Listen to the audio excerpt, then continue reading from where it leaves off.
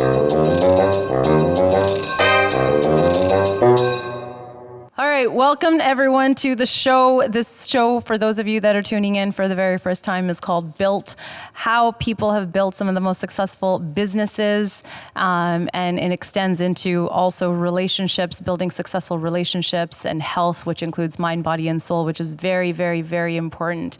If you look at all three of those aspects, they all go right in, to define the term success.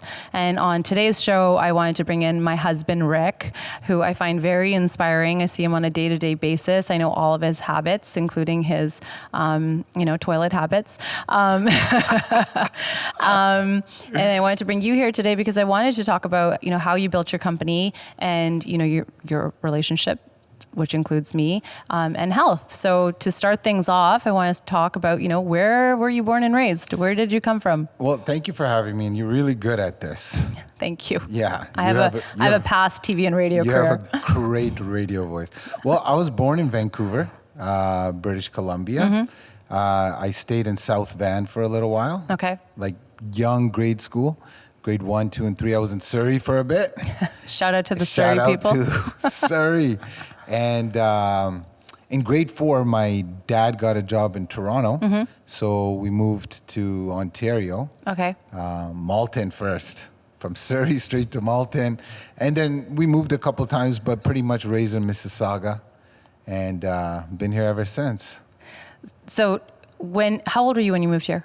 I was in grade 4. So whatever, I think, Amari's in grade, I would like to say 9 or 10. And Amari is his son, for those of you guys that are listening. Yes. But more on that later. Yes. We'll get into the son part later. Like, yes. Where did these sons come from? Yeah. You moved to India for a little while. I did. I love this India story. And it was awesome. Tell me about the pink milk. I can't remember how old I was, but I know I was younger. I can't remember if we were in Vancouver but we were there for a year and a half. Okay. Right? We stayed in Chandigarh, mm-hmm. which is a happening place. I went to school there, and at the end of the school, the cool thing was every day they would give you pink milk, right? They would give you pink milk at the end of the day. So the school bell would ring, you pick up your stuff from your locker, you get outside, some people take the bus, some people walk, just like they did here. But there would be tables and tables full of pink milk. Wait, why can't we just call it Dud Soda? Dud Soda represent. Everyone had Dud Soda. But why was it called pink milk? I don't know. Was there rose petals in there? I can't remember what it was, if it was Ribena or what, but it was milk. No, you know what it was? It was kind of like some kind of minty something, now I'm recalling. But it was pink. I think you had the option of regular Dud too, but I took the pink Dud. I'm just going to pretend it's Dud Soda. Dud Soda was the best. Dud Soda's the best. Did you like mixing it with cream soda or Coke? Both. Coke and cream. Oh my God. Man, when we were younger, we would mix milk and Coke and pretend it was cha. And drink it with the parents? Drink it, yeah. I remember that. Didn't have many toys back then. Had to keep ourselves busy. No toys back then. No toys back Oh my gosh. So from India, you moved back to Mississauga. Yeah. So tell me. Something like that. So you get back to Mississauga and now your real upbringing, I guess, kind of begins? Yes. So tell me about that. Tell, our viewers about that. What was that like for you growing up? I know we all kind of have the similar story with us growing up with hardworking parents and so on and so forth, but dive into that and how that kind of ties into where you are today. So in grade school, or you want to go to high school? I like your high school stories. High school is a different story because back in those days, like parents were working hard. Mm-hmm. They don't know the system. Like with our kids, we know the system, so I know what kind of stuff that they're going to be up to. My parents didn't. Like you said, hardworking people trying to figure out the country and stuff like that. So they didn't know jack what I was doing. It was survival. It was survival for them. Right? It was immigrant mentality. Immigrant mentality, mm-hmm. right? A lot of us are out there in the same situation. So high school was interesting. My relationship with my parents was amazing in terms of like, there's always food on the table and that's how they show you your love. Never felt that like, I always had a car to drive and all those kind of things. But I kind of just drifted and did crazy crazy things. I know you often in our conversations, especially when we first met, I remember you would say, Sonia, I was this close from getting involved in the wrong crowd. How did you stop yourself, or did you always know not to get involved in that crowd? Well, you know what? It's funny because I wouldn't say it's a wrong crowd. It's just friends. And friends all messed up in like the same kind of thing, right? In the same kind of situation. So you do stupid things together. And going to school was an option. I once got expelled. I got expelled from grade 10. I won't mention the school. And I skipped every class. Like I would go chill with the boys. And the girls. And the girls. Do all kinds of things. I know all the stories. And I don't know why I didn't go to class because I didn't have time. I don't know. I just skipped school. You guys want to go do that? Let's go.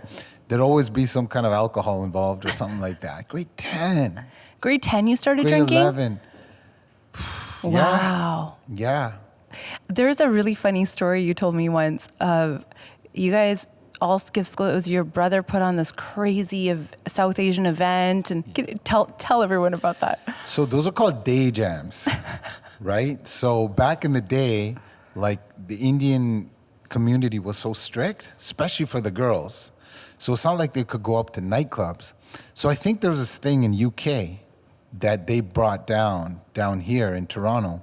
I don't think it ever got big in Vancouver. But the premise was they used to have... We had day jams? No, we had night jams. Yeah. Richards so on what would Richards. happen was like you'd pretend you go to school, right?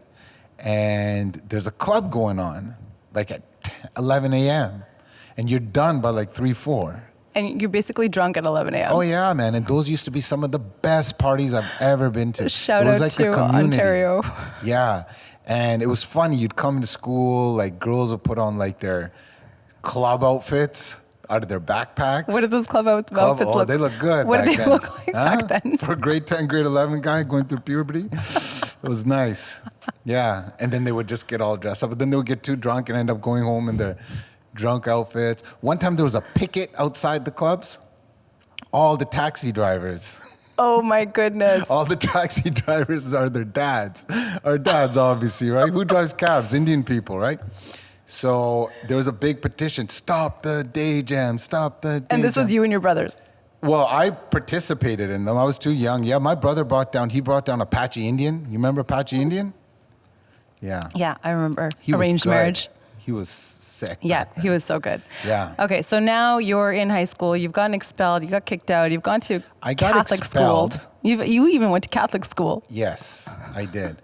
So what happened was, are my kids going to be watching this? Yeah, they probably will when they get older. So what happened was, I remember in grade 10, I got 1 credit, right? And One credit? 1 credit. How do you get 1 credit? I never showed up. And my teachers always used to be like, Rick, you are so smart. You need to show up. I'd be like, I'm Ghost. Thought it was so cool. I would come into school with my bandana on and like, oh, it was crazy. Because you thought you were I thought it was Tupac. Rapper. Yeah, I thought it was Tupac. But, so anyway, I got expelled from school or a long suspension, can't remember, for skipping too much. So I was like, yo, you just rewarded me. So they brought me into the office. They're like, you're kicked out of school because you don't show up to school.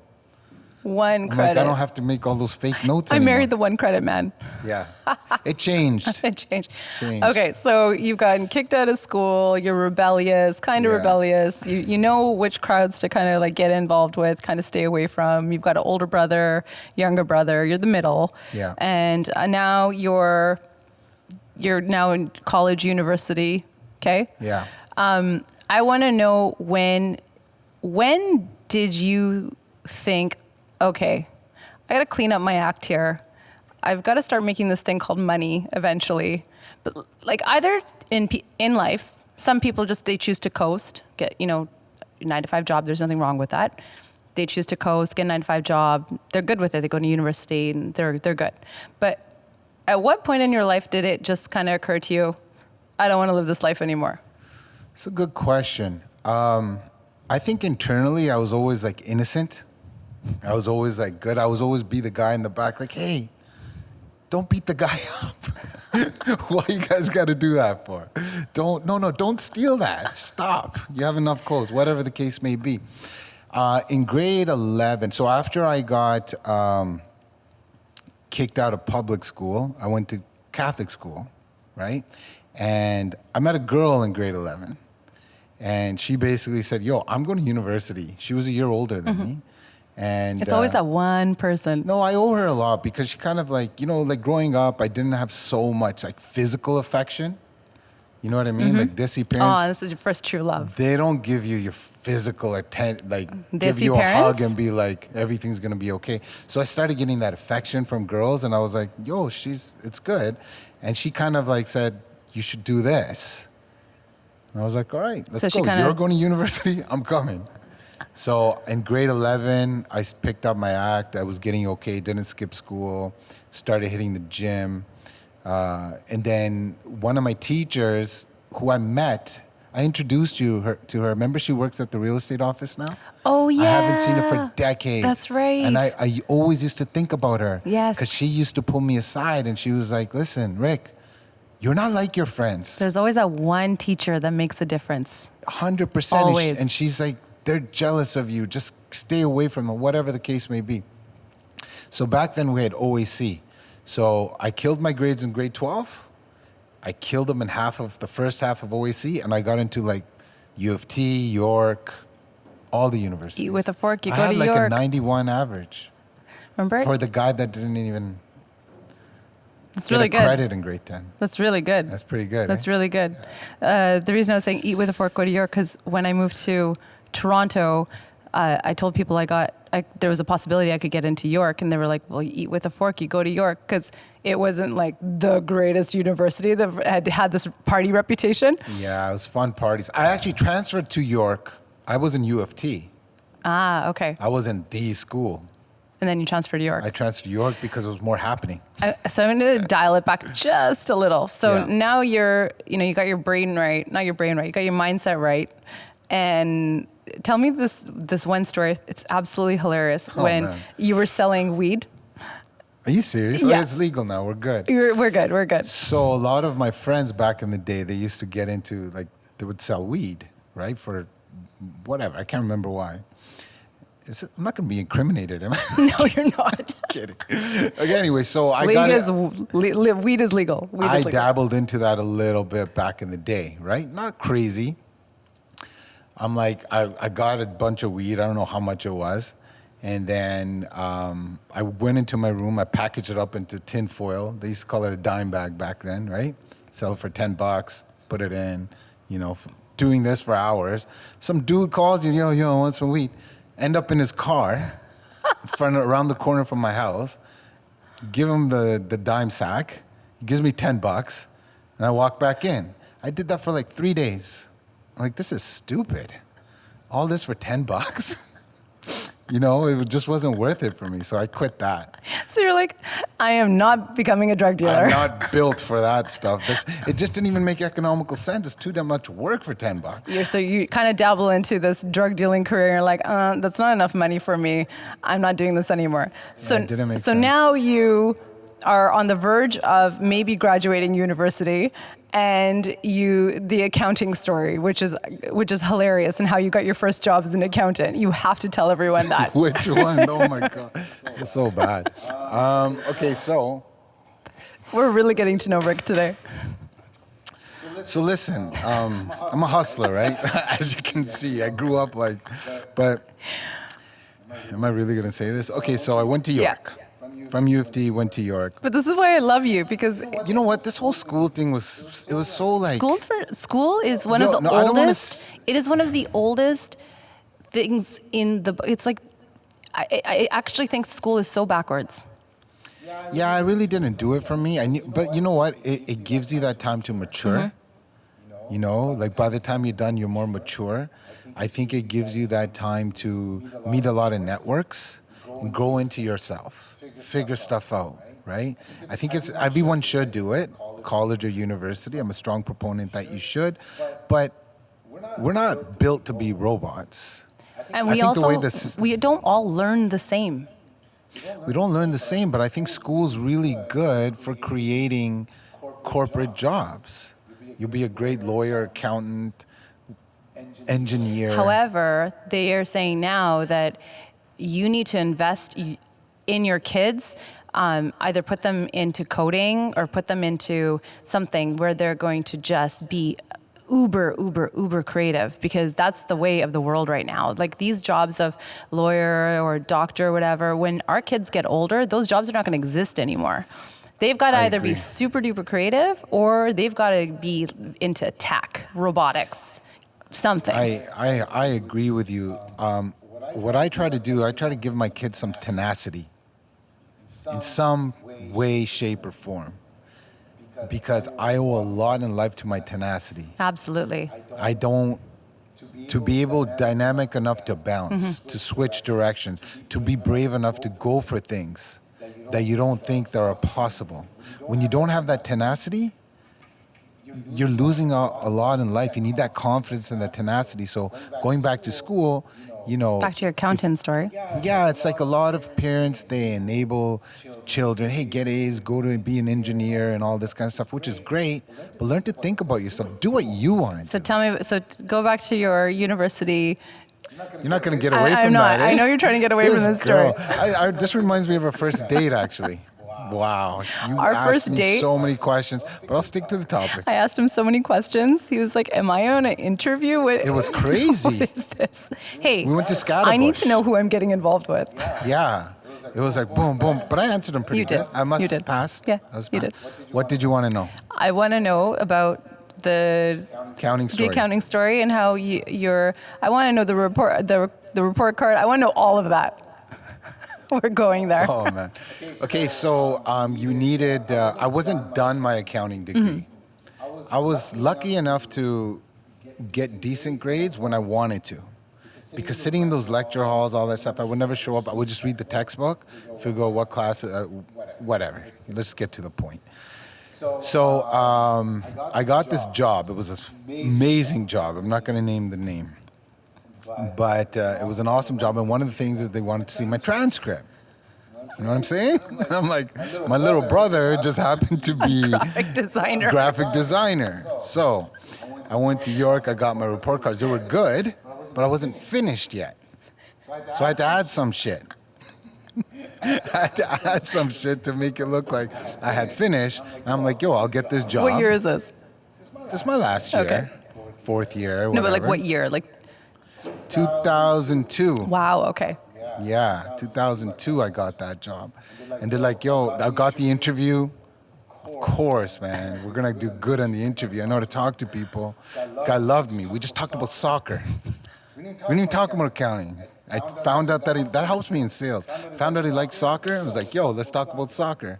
I got the job. He goes, oh, by the way, I just need your transcript. I'm like, yeah, cool, man, got you. My thing is, even if you don't have something, jump and then figure it out. That's what I'm talking about, tenacity. Because I need your transcript. Got you, boy. That's what the doctor. And I was like, how am I going to get my transcript to do? Isn't that what- I still have like 4 courses left. That's what doctors do in India. Like I'm halfway done to becoming a doctor. I'm halfay done. I'm just gonna go Yeah. figure out some transcript business Yeah. and become a doctor. So I'm like, little bro, we need to add some shit to this transcript. And he's like, yeah, no problem. And showed them transcript. It was good. And I was pretty good. I was good at my job. I was smart. And you were making what, $60K a year? Yo, it was pretty good. I made 42,500. They wanted to start me at 40. And you were how much I in? negotiated 2,500 extra. And I remember some student loan debts you were also in. Yo, I was like $67,000 in debt. So you would have probably. You know what I did with my OSAP? What? I don't know, man. We can go to jail for this shit. I'm kidding. So my OSAP, I would take tons of OSAP. You got to remember, right? I wasn't working, so I would take tons of OSAP. I'd hustle that Because too. you also like, quit drug dealing. I quit yeah, so I had no money, right? But I would get tons of OSAP. One of my friends, I'm not going to mention his name, he was a scammer. He was teaching me these scams, and I'm like, okay. He told me all these things, but anyway. And he goes, I do this and I get a whole bunch of old stuff, like 12 grand a year. Courses only cost 6 back then or something like that. I was like 4 grand up. And I was just like, whoa, I was living large, going to clubs, paparazzis, crowbar, buying drinks for chicks. Actually, I never did that too much, but You're get me back on track. What were you You're a asking very me? respectful man. So you're making $42 something thousand a year. You're $60,000 in debt. We're going to segue into you getting into your real estate career. Okay. And I would like you to segue into when you first got into your real estate career and when you went to go sell your first few houses. So, you want to know how I got into real Why estate? not? The first part of the question. I'll tell you. I was sitting in my accounting job, and my boss, who I love actually, he messages me on Facebook here and there. He's like, yo, you did it. Felt good. My boss, he comes in, he throws a pile of shit on my desk. It was home time. It was like 5 o'clock. I'm like, I used to skip out like 10 minutes early, take 90-minute lunch instead of 60. I was a bad employee. And then he puts his stuff on, and I wouldn't get home till 10. And it's not like they train you too good. You got to just figure it out. So I took the bus home at 10 o'clock, like a week straight. I'm like, nah, man, I can't be doing this. No matter what I put in, I'm not going to get the same out. I could like work like no tomorrow. Nobody's going to see me. So at that minute, I decided I need to be in something. What I put in, I get out. So a couple of my friends back then had their real estate licenses. And these are the same friends I grew up with. And they were doing good. I'm like, nah. Like, these guys are good at this. So right away, I signed up for the courses. And I studied for those courses on the GO train. Whipped through them in like 4 or 5 months. Got my real estate license. Okay? What do you want to know now? So you get your real estate license and you are about to go and start selling houses. How did you start getting your first clients? Can I talk about real estate for a second? Go for it. Okay, so I got my real estate license. And for all you realtors out there, you know exactly what I'm talking about. Do you know the real estate industry is like the wild, wild west? Yeah, you say this all the time. There is no Training. criteria. There's no training. It's the reason why I started my team. I wanted to train. But got my real estate license. I'm like, what do I do? Door knock. How do I sell these houses? You know what people would tell me? Here's a phone book. Back then there was white pages. Oh yeah, that's or right. whatever. Yellow pages, Dump it white in. pages. Go call these people and find out who wants to buy or sell a house. So I got heart. I'm like, all right, that's what you do. That's what you do. Let's do it. I did that again for a little while. I'm like, nah, there's got to be a better way. This is crazy. Go door knock on houses. So I knocked on like 10 doors in my life that way. I did it other ways, smart ways after. But I'm like, no, this is stupid. I don't want to knock on people. Isn't it so annoying when someone comes to your door? I hate it. I remember being at our kitchen table. I was doing work and there was a knock at the door and I'm like, I didn't invite anyone. Who's coming to my door? I literally said, go away. Yeah. I do not need to come to the door. No, I didn't invite anyone. I didn't invite anyone over. Yeah. Who knows who it is? Yeah. So they're knocking on doors. You want to sell your house. You want to sell your house. You want to sell your house. I couldn't do it that way. Yeah. I don't. It comes back to tenacity. Tenacity. One of the things about Rick is he is one of the most persistent people that I know. But you start door knocking, there's no training available in real estate. You're still $60,000 in debt. You're hating your accounting position because you're only ever going to make a certain amount of money in accounting. And when do you land your first client? I landed my first, oh man. For 6 months, I didn't sell a damn thing. Nothing. I was like, what am I going to do? I just quit this cush job. I'm such a hustler. I didn't even quit. You kept the job? No, I went on leave. I did not know that. I went to my dog. Some stuff happened to me, right? So some stuff happened to me, right? And I was like, yo, I got to go on leave, right? Because I need a little bit of a paycheck coming in while I try this real estate career. I'm sweating. I can't believe you said be raw. It's the truth. I want you to be raw because It's truth. You're so you're so vulnerable and you're so real. That's what I love about you. Such a hustler. Okay, but You're I'm not a hustler. I'm not a hustler at all. Okay, so I have. See, this is why I love you. You get me back on track. What do you want to know? Okay, so your first client. How do you get your first client? How do you get your first Actually, I'm going to client? stop you. You told me you got in one period you had I was just going to go there. You had 4 clients. Yeah. So how did I get my first client? I can't remember. I'll touch on that for a second. I don't think you need to know. There's no way.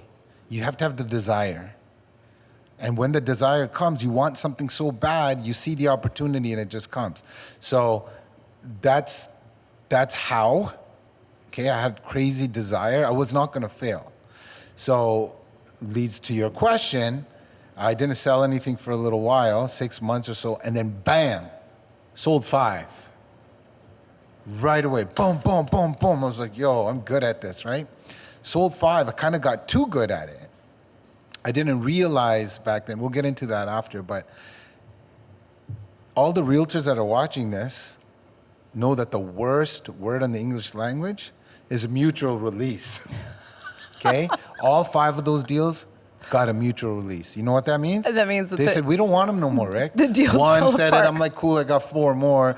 2 said it. Literally, I'm not even lying. This is all 5 did. I don't know what happened. I think I was being tested. How bad do you want How this? bad do you want this, bro? All of them. Like I was counting my commission. I go, I can get out of this rusted Honda Accord. You know, I used to park around the corner in my listing appointments. My car was dented, rusted. So I had this, I put on a suit and I would park around the corner so the seller couldn't see my house. I would just knock on the door and here I was, and then they couldn't judge me. That's excellent. You're so all your deals fall apart. Yeah. What keeps you going at that point? So like at that point. You know what? You ask very good questions. And I don't have straight up answers for you. As you ask me those questions, I'm trying to put myself back there and think. Remember, you didn't give me these questions, but I like this. I just got to go back to like, I just wanted it. You know what I mean? Like, think about like Kobe Bryant. Like, why It's almost like there was this, it was like this lineage in you that was forcing you towards your career path. I was on my life path, but I didn't know that then. I didn't even know what that was then. I just know I wanted to make it. You know, I had a big why. I had a big desire. I had a big reason. My reason back then and even now was like, I'm put on this earth one time. I'm not going to be that kid that skips school all the time. That was back then. I'm not going to be that guy that's not the best employee. I'm picking this thing up. I didn't have too much direction. I didn't have mentors. But at that stage of my life, I was listening to a lot of audiobooks, reading a lot of books. I knew, and I owe a lot to the audiobook world. You can ask me on that later. Yeah, you always, some of your favorite audiobooks you always say was Jim Rohn. Jim Rohn is the beast. That guy changed my life, I Miguel Ruiz. Don Miguel Ruiz was later, but back then it was Brian Tracy, Jim Rohn. The first book that changed me was Maximum Achievement by Brian Tracy. He talks about how your conscious brain is like a golf ball and your subconscious brain is like a basketball. I didn't know these things. You're learning it as you go, I'm just a dissy kid that went from boom, boom, boom, boom, boom, skip school, and I'm like here, and here's this dude telling me these things, and I was like, yo, this is proper. It was real stuff. And now everything's starting to click for you. So then I started coming into my own. I'm like, yeah. So I took all those things that I learned in my car. I stopped blasting hip hop in my car and started listening to these audiobooks. So I knew the formula for success was just to keep trying. And I really had strong belief in myself that I would keep going. Go ahead. Well, I was going to say for our viewers is one of the reasons I was interviewing Rick today as well is Rick won't ever say this to anyone. He won't ever boast about it because he's too humble. He is actually one of the top 5 producing agents in Canada. I see this guy's bank statement on a daily. Yeah. You have gone from $60,000 in debt, making $42,000 a year, to now you're a millionaire. plus, and now you're getting into development projects, and Yeah. you know, you've got a team of 10 under you. Yeah. Not under you, I don't like to use the word under you, but you have a team Under my belt, I get what you're who saying. Yeah. respect you, and they learn a lot from you. You train them really well, you know. But now that you know you're in real estate, you see how everything is around you. You see how other, you know, realtors work. You see the real estate in general in Toronto. You know, now it's not about the money for you anymore. Now it's because you are good at what you do and you love helping people. So at this point in your career, what does success look like for you? Another good question. You know what? Exactly what you just said. I used to listen to that. I used to listen to successful people say, it's not about the money for me anymore. It's about giving back and helping. And that stage of my life, I'm like, well, that's bullshit. It's always about the money. They were absolutely right. Because once you've done that, now it's about how do I help people become financially free? I wasn't financially free when I was growing up. And with this tool of real estate, it is so easy, if used properly, to become financially free. That's number one way I want to give back. I want to give back to people. I want to give back to the community, right? Just from knowledge. I don't have to do anything. Like me and you do charities. We have to go there. We have to, you know, work and stuff like that, which is beautiful. We're going to continue doing that. But with what I'm doing in my career-wise, it's beautiful. I just have to be me. And I'm helping people become financially free. I'm helping realtors learn the game. Because if more realtors are educated on how to do things, then the industry is better, because our industry doesn't have a good reputation. You are so good at what you do. And I'm not just saying this. I've seen this guy, I've heard this guy on phone calls, and he's literally turned a hard no into a yes. And a lot of realtors that are watching this, you know, how do you turn that rejection? And I am not kidding, guys, is every single time, and his team will agree with me too, is you consistently turn those no's into yeses. You are one of the most powerful negotiators I have ever met. How do you do that? I'm blushing. We actually record that now. We're doing live calls. The team's making me record that. Yeah, So check out his YouTube for those of you. That'll be on YouTube to see the live calls, how I actually do it. Couple of things. First thing you want to do when you're talking to somebody. I'm listening. I just lost my questions. No, that's fine. I'm used to you ignoring me. It's all Oh, stop. kidding me. Okay, first thing you want to do when you're talking to somebody, you want to figure out their language. So when I'm talking to you and you're a client, or you're wanting to buy a house or sell a house, buy some investment property, first thing I need to do, people say that there's this rapport building phase, and in that rapport building phase, you should be having the person like you. That's fine. Yeah, you should. You can talk about stuff. But during that phase, I'm trying to learn your language. Are you someone that's direct? Are you someone that is, I have to hold their hand and you're humming and hawing? It's just kind of like when you invest in stocks or mutual funds or whatever, they assess your risk.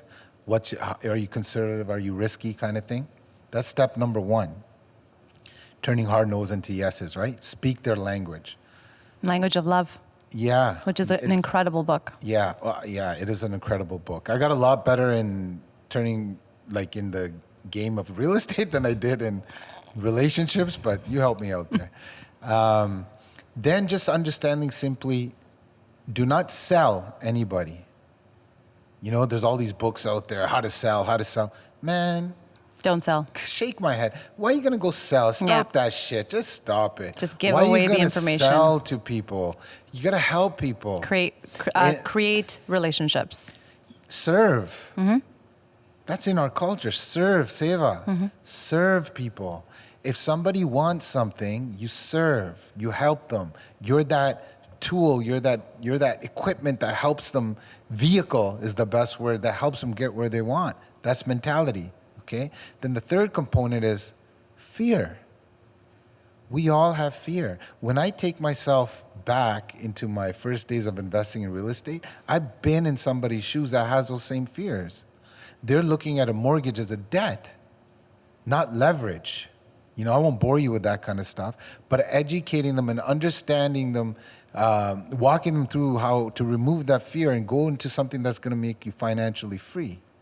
You know, if you have that passion, it's just going to come out easy.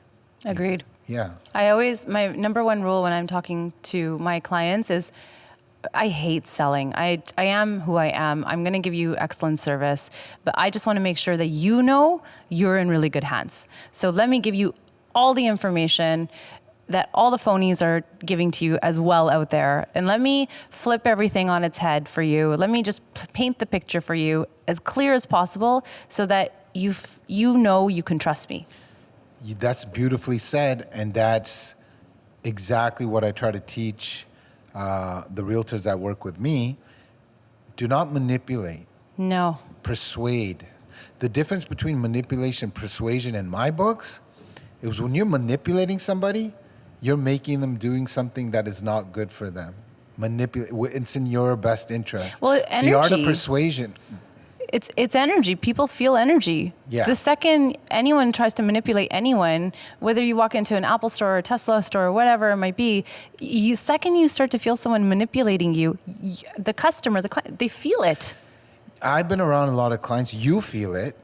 You're good at picking up energy, but some people don't. Mm-hmm. You hear about it all the time, all the people that get scammed and stuff like that. You have that, you're an empath, you feel energy, but not everybody has that gift. So there is people that got manipulated, right? So the difference, you don't want to manipulate. Persuasion, however, this is how I define it in my head, right? Persuasion, when you use the art of persuasion, you're helping people to remove their fear to walk the walk that's something that's good for them. Yeah, I agree. And when you take that all into context, that's how you turn hard no into yeses. And please don't use scripts. Oh my gosh, scripts are the worst. I didn't know. Coach is like, use a script. Throw away the script. Back to that script, actually, and this goes for anyone. Stop following the crowd, and what one person says works for them doesn't necessarily mean that it's going to work for everybody. Yeah. Create your own path. Like you said, tenacity. Create your own path. Figure out what works for you. Beat to the beat of your own drum. Exactly. Sorry, walk to the beat of your own drum. Yeah. But yeah, those scripts, I remember, I've only learned about real estate through you, but the second I started learning about those scripts, I was so dumbfounded. I thought, why are people reading these things? And then they're on the phone, reading the script on the phone. How inauthentic does that sound? So boring. It's like you're talking to a robot. No scripts. Sometimes that's why important thing is when you first meet people, understand their language. Sometimes I'll just be like, yo, bro, what's good? Yeah. What kind of house you want? Yeah. You know, and they'd be like, yeah, okay. Or somebody that doesn't have that vibe, you just talk to them a little bit differently. It's not because you're manipulating them. People understand that language. They feel comfortable. Yes, I agree. And there's so many different parts of us. You just bring it out. So when I first met you, first of all, I want to say that I am so proud of you. Thank you. I know how hard you work for what you have. And it's not easy being top 5 in Canada. So that's huge. And I don't think you see it as that every day. I see it. But one of the things that I really, really admire about you is, successful as you are, you still have these 5 pillars of which you build your life on. Yeah. So, for everyone that's listening, can you talk about those 5 pillars? We'll talk about the 5 pillars, but just to kind of correct you about the real estate thing, it was top 5%, then we moved to top 3%, top 2%. Now we're top 1% in the entire country, which should be the entire world, actually. Oh, well, actually, I meant top 5 agents. Yeah, well. That's a 1%. I think yeah, you're right. So my pillars. Remember we had this conversation about the pillars when we first met, still using them. I believe in balance. Mm-hmm. I've seen a lot of people go up and down, right? I want to grow gradually in my 5 pillars, okay? And the pillars are pretty simple in no particular order. Health, career, relationships, okay? Spirituality is important to me. And then the 5th is giving back. So you want to grow each of them a little bit every year. So you want to stay consistent, because at my age, right? How old are you? I'm a young, jacked 43-year-old. I'm joking. Because I don't feel old. I see guys in their 40s. Age is nothing but a number. They say nothing but a number, but that's where the pillars come in. I don't want to make $50 million. I would, but I'm not going to chase so much money if my health is going, if I'm 60 pounds overweight and then the doctors are putting me in all these pills, or I'm lonely. If your relationship is falling apart. Lonely as ass, and I'm just sitting with my iPad. I've been there before. No one to talk to. I don't have a good relationship with my kids or my family because I'm chasing money. Or opposite. You know, I see jack dudes, but they're working at GNC. God bless them, but that's not me. You want to excel in everything, and the only way to do that is to hit up a little bit each year. You can't just go after one pillar and be balanced. So I'm going to touch on something you just said. You know, when you said, you know, I've made a lot of money, but I was still very alone. Like, touch on that. Where were you at that part of your life, and what made you want to just, you know, not made you want to get out of it, but what, again, that switch that went off that you thought, okay, my pillars are not balanced right now? I don't think that it was the pillars that weren't balanced. It's just a phase of going through something, right? Back in the day, we used to shave our head and grow it back, and then we'd all say we'd hate the middle phase. That's when your hair's all fizzy and stuff. I don't even think mine would grow back now, but I'm talking about back in the day. So at that point, I was just emptying my circle. So I feel that my circle is so big, and I'm giving you a visual. In this circle, I picture a bunch of dots in this circle. If my circle gets too full, there's no room for the universe to bring me new things. Yeah. So during that time, my whole thing was self-growth and emptying my circle of people, of bad habits, of all the things that I picked up to kill my old self and become my new self. So during that phase, I was still very happy. I was lonely because I had to empty my circle. To bring in new things. Yeah, but I left so much room, and I got so many beautiful things, including you. Thank you, babe. I think a lot of people need to understand that is when you're clearing out energy, a lot of people just start cutting people off. But it's not even about cutting people off. You can still love them, but just love them from afar. And just, you know, and put boundaries there, right? Yeah. You love them from afar, but just please don't come back in my life. You just love yourself a little bit more. I just love myself a little bit more. Yeah. But so how Rick and I met, I'm just gonna, you know, save people a lot of the details. Yeah. We're moving into relationships now. Okay. So you and I, we met on Tinder. Yeah. When Rick and I met, I actually almost didn't swipe right. I thought, oh my God, do I want to do this with an Indian guy? I don't know. And at this point, I don't even know that you have 2 kids. So when I met Rick, he was, you know, just coming out of a divorce. He had 2 kids. And he was very, very, very, you were very clear with me very early on. You know, actually, no, I had to ask you because I remember a week went by and you would only message me. And do you remember that? And then I was like, okay, I can't keep messaging this dude.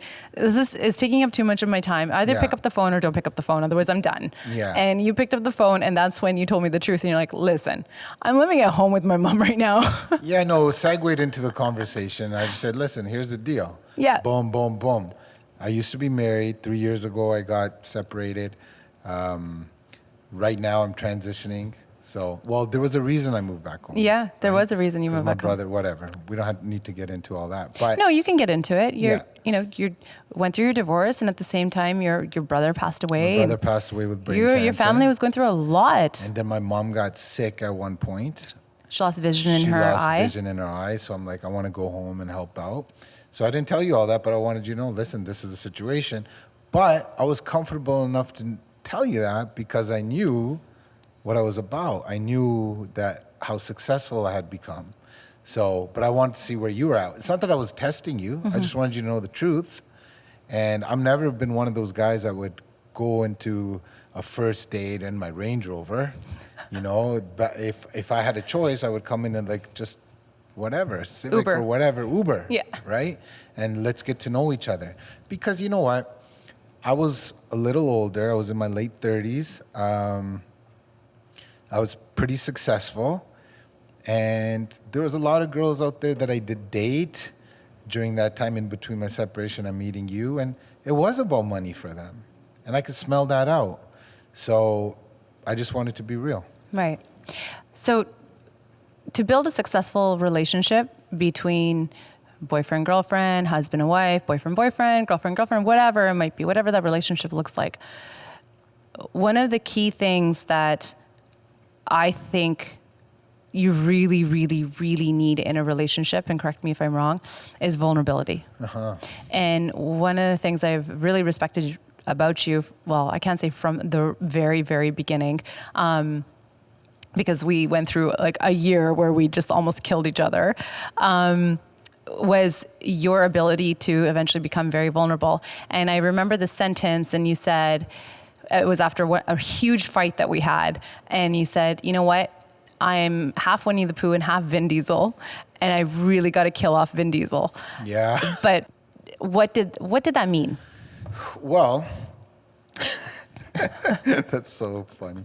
Anyway, Vin Diesel, Winnie the Pooh. So growing up, my natural state was Winnie the Pooh. Loving, enjoying, every time I wake up, I just smile. Like you say, right? You remind me of JJ, who's my youngest son. But the way I grew up, I had to protect myself. I would be in some rough situations.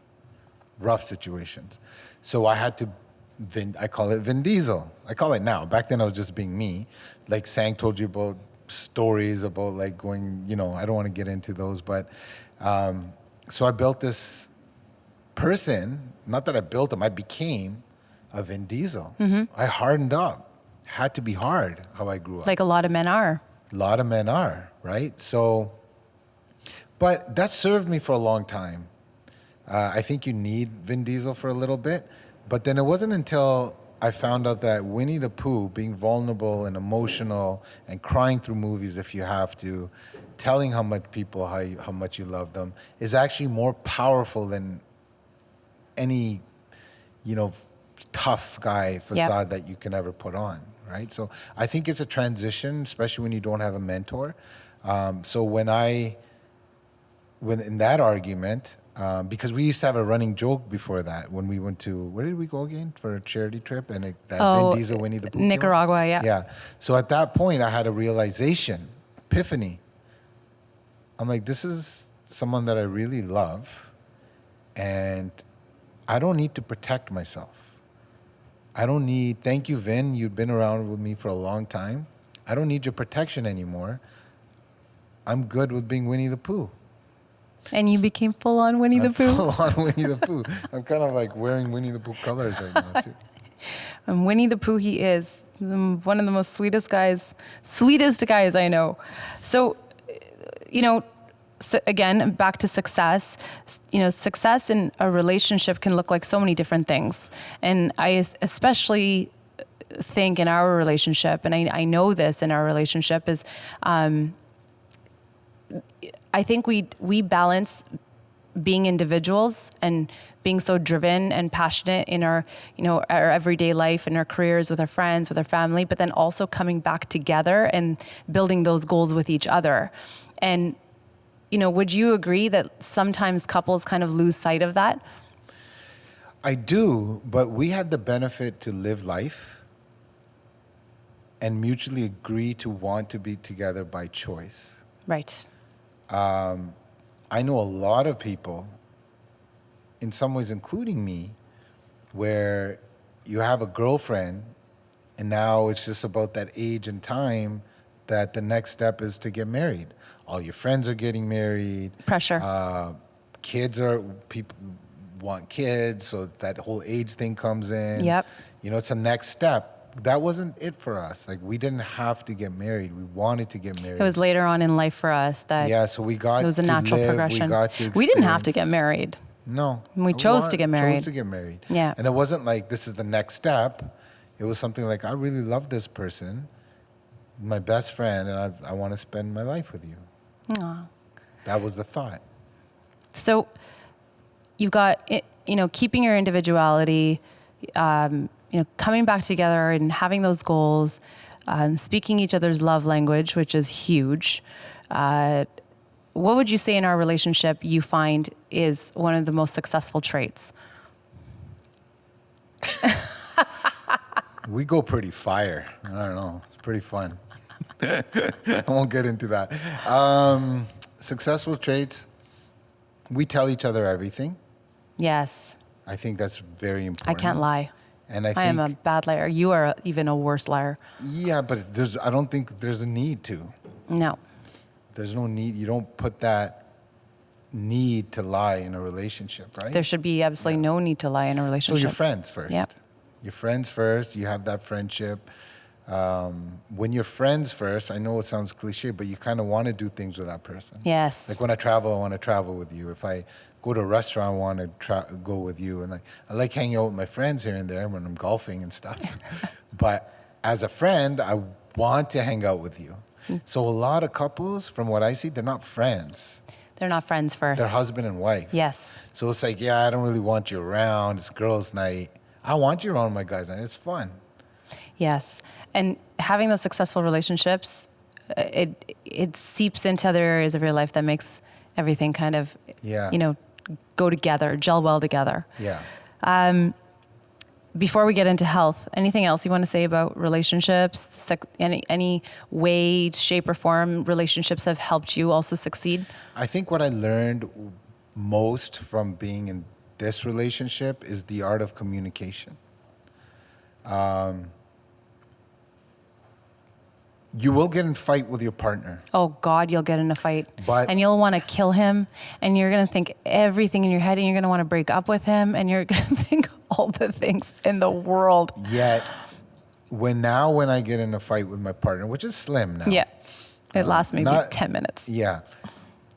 I look at that as a sense of growth. Before I used to look at that like, okay, tit for tat. Oh, you did this, I did that. A lot of Yes, tit for tat. so much. Oh, I don't tit care for for that. tat. So Kills relationships.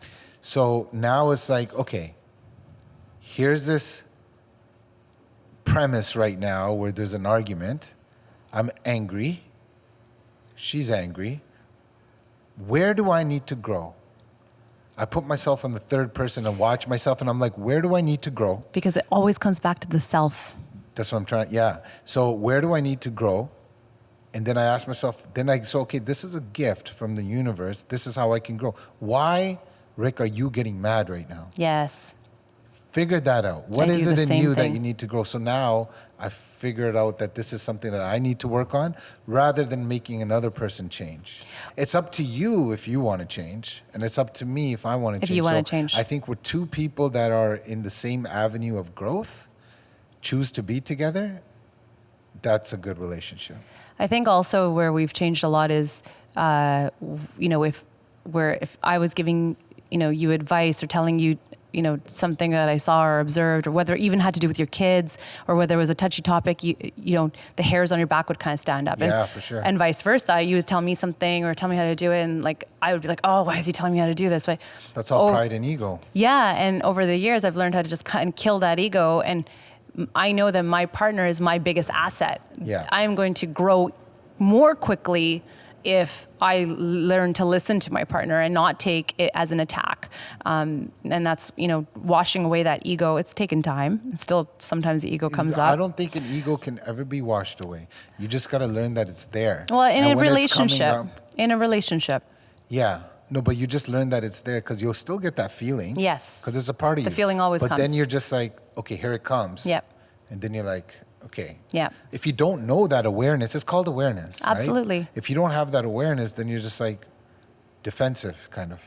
So for those of you guys that, are kind of wondering about our first year when I said we kind of didn't make it, I mean, there's a lot of couples that call it quits in that first year. And sometimes I think if we had called it quits, we would have gave up way too soon. Yeah. And thank God we didn't, because we learned so much about each other, and there were so many things that we needed to just push away in our lives that just weren't working and functioning for us anymore. And, in our first year, I remember we went to a counselor. I think we were only dating 4 months, and we wanted to be with each other so badly. And we're like, we got to make this work. And we went to the counselor, and, the counselor said, just be sober. Just act sober, and taught us about the term sober. Yeah. And sober is Stop, observe, breathe, evaluate, respond.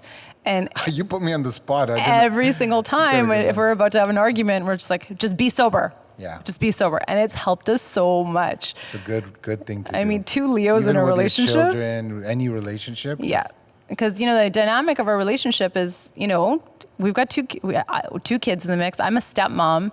It wasn't easy. A lot of factors, right? There's a lot of moving factors. So, for those that might be thinking, oh, the relationship's easy, they're single people, whatever. Well, actually, no, it gets tough sometimes. But really, going back to that sober, I love it. It calms. It helped. Yeah, it Helps really a does. It helps. So, down to the final bit of the show, which is health. Yeah. I want to know at 43. Actually, I already know. I think it's more important for our viewers and our listeners that are listening in. Men especially that are listening in is, a lot of people are like, oh, I'm married. I don't really need to be in shape anymore, or I don't need to work on myself anymore. Whatever. What keeps you going? I could give you a cool answer, but I'll give you my Winnie the Pooh answer. I have fat kid syndrome, man. Like, are you allowed to say that word? I don't know. You're not allowed to say words these days. On my show, you can say it. Yeah, overweight syndrome. I don't know. Well, we like, don't. Growing up, I was. For the listeners, we don't use the word fat in the house. No, we don't. But at all. It is what it is. But you know what? That's a different story. But I mean, like I was the last one to pick on sports team. I wasn't happy with my body. So I started hitting the gym in like grade 10 and grade 11. So now it's just, I got over that, but that's how I started. I wanted to look good. I wanted to look different. And then I got addicted to the feeling of it. Now, like, people talk about meditation and stuff. You shut your eyes and you do that. Like, I'm meditating every time. Like, I'm at the gym. It just feels so good. It gets my day going. Meditation can even be you just putting on your headphones and just zoning out. Yeah, man. And just not thinking about anything. Yeah. And then it's aesthetics. Yep. You want to look good. Yeah, I played a lot of sports. So I want to do good in that. Like I just finished boxing. That was awesome. Being able at this age to do things. If I want to go hike, I want to go hike. If I want to go box, I want to be able to go box. Like I went golfing with my friends today, my age. They all have back. They're like, my back's hurting. I get it. But bro, all we did is swing a golf club. You know what I mean? Yep. That's just, you're just out of shape because they're, bigger. Yep. But they think they're always living in the past. But health-wise, why can't you just live in the present and the future? Yeah. Be the best version of yourself every year. Be the best version of yourself every year. You said it. Every single month, every single choice, every single dinner, every single lunch, every single day, making that conscious choice. I love my food, though. Yeah. Oh, I love my food, too. Rick, thank you so much, as my husband, for being on the show. You were my very first guest. Oh my God, and you're doing great. You're really good. Aw. You're really good at everything you do. Aw, I don't know about everything I do, but thank you. I think I could cook you more dinners. All right. Thank you so much for listening to Ruckus Avenue Radio. You have tuned in to the show called Built. You can tune in bi-weekly every Monday, and I will be here interviewing some of the, I would love to say the world's most successful people, but we'll see what my interviewees look like as we go, and I hope you enjoyed the show.